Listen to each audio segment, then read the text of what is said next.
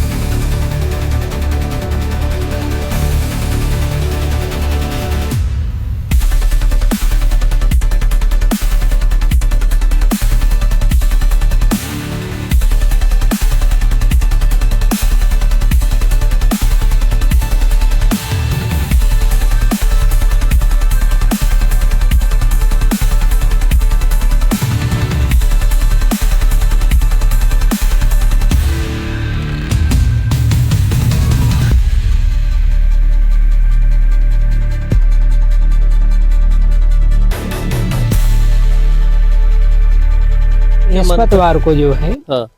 21 चना शाम को, हाँ शाम को भिगो दीजिए। हाँ। कच्चा चना उसको सुबह 21 चना लाकर चढ़ाइए यहाँ पर। हाँ। और इनसे प्रार्थना करिए। हाँ, करील महाराज से। करील महाराज से, करील बाबा हमारा ये कार्य अमुक कार्य हाँ। जो भी जैसे हो, जाप विषय में हो, कोई दुश्मन परेशान किया हो, लड़के बच्चे नहीं हो रहे हैं, हाँ। धन की कमी है, घर नहीं बन रहा है, वाहन नहीं प्राप्त हो रहा है, हाँ। तो फिर 7 बृहस्पतिवार कर देंगे कंटिन्यू। अच्छा। 21 चने का, तो फिर 7 बृहस्पति बीतते बीतते वो कार्य आपको संपन्न हो जाएगा जी। ये इनकी विशेषता है।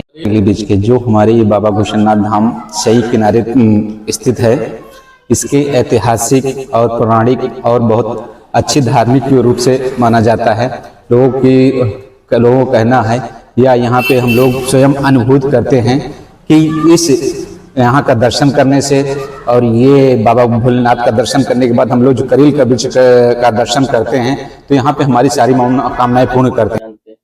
करील वृक्ष सर हमारा सबसे पुराना पौराणिक एक वृक्ष है जो कि हमारे घुईश्वरनाथ धाम से 100 मीटर की दूरी पर है।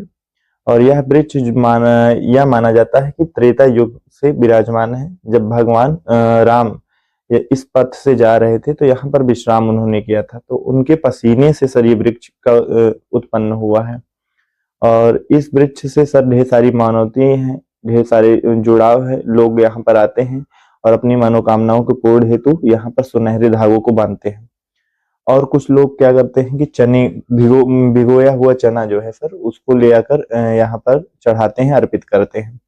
और खास बात यह है कि सर ये बहुत ही त्रेता युग का वृक्ष है, तो जैसे है ये वृक्ष वैसा ही है। इसकी एक और खास है कि अगर ये हरा है तो हरा ही रहेगा, ना इसमें पत्तियां आनी है और ना ही इसमें कोई फूल लगना है। कोई सा भी मौसम हो, गर्मी ठंडी पतझड़, हमेशा ये हरा भरा ही रहता है। ये सूखता नहीं है और लोगों के आस्था का प्रतीक है। ये हमारे हिंदू सनातन धर्म का यह एक पौराणिक वृक्ष है जो कि बाबा घुईश्वरनाथ धाम के करीब में है।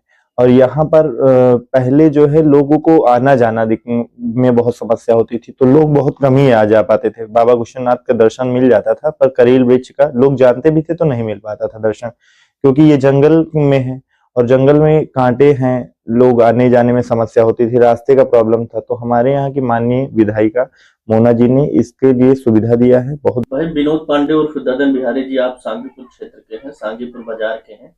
ये बताइए करील वृक्ष के बारे में आपका क्या कहना है? करील वृक्ष जो है देवताओं को प्रिय माना गया है, देवप्रिय वृक्ष कहा गया है, सूर्यप्रिय वृक्ष कहा गया है। तो करील वृक्ष जो है वो वैराग्य का प्रतीक है। जब भगवान श्री रामचंद्र जी अयोध्या छोड़ करके चले गए थे उधर सीता की खोज में, रावण पर विजय प्राप्त करने के लिए भगवान श्री राम, तो तब का वर्णन है रामचरितमानस में भी है कि जिमि करीर जिमि चंपक बागा तेहपुर बसत भरत बिन रागा।